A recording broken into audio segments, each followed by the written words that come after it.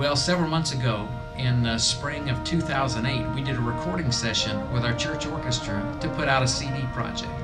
And so one of the players in the orchestra is real great with video, and she decided it would be a great thing to kind of put together some of the things behind the scenes that happen and put this up on YouTube so folks could see sort of what goes into a project like this, and when they listen to the CD they can go, oh, so that's how they did this.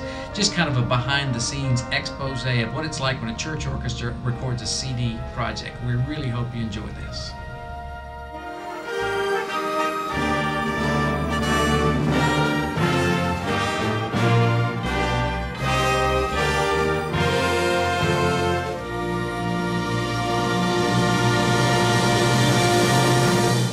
I'm Jeff Cranfield. I'm the orchestra director here. They call it Minister of Instrumental Music, but it's orchestra guy.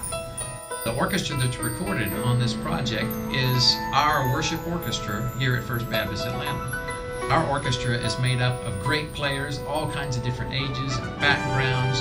We have contractors, we have school teachers, we've got homeschool moms. We have all kinds of different walks of life, people that are willing to follow God's call for them to come and play their instrument in our church. Well, when we were considering doing a recording project, of course we had to figure out the material we're going to use. Well, it made perfect sense to me that we do music that our orchestra does in worship here every single week.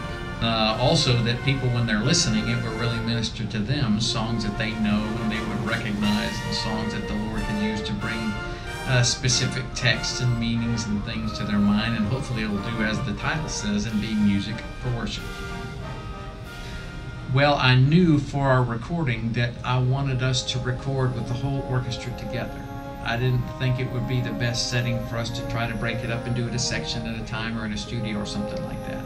I figured we would enjoy it the most and we would sound our best if we play all together with our people in our worship center where we used to play.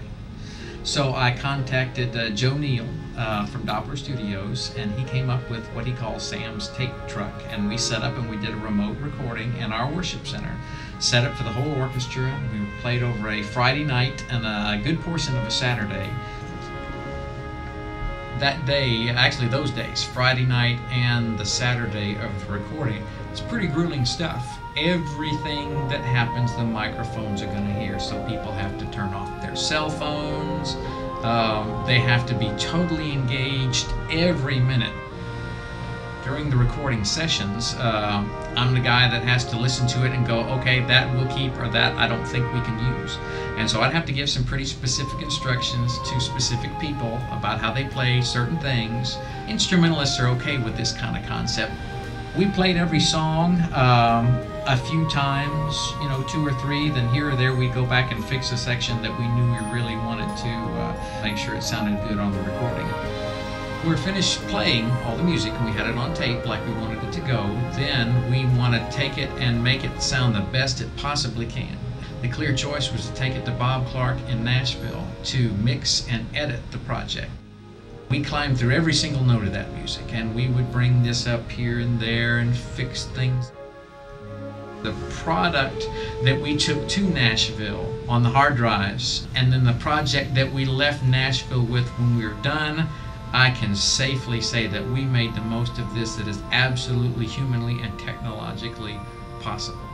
And still, the sounds that the people hear are our people playing on that CD, and in the best possible light was the whole idea. And it's a pretty grueling process. You sit there and you listen to the songs over and over and over and fix things and change levels that you can. And in a live setting, sometimes you can't isolate the instruments too much because all the sounds kind of bleed on each other's microphones, as they say. But still, Bob was able to really work some wonders and make some great things happen. And we give God all the praise and the glory for all of this process, from the writing of music and selecting of music and the technical stuff and the playing of the music. Only God could make all this happen. It's sure not going to be anything that we have to offer. We sure are thrilled that God knew that He could use us for this project, and that He could work in us, work through us, play through us, and come up with something that would glorify Him.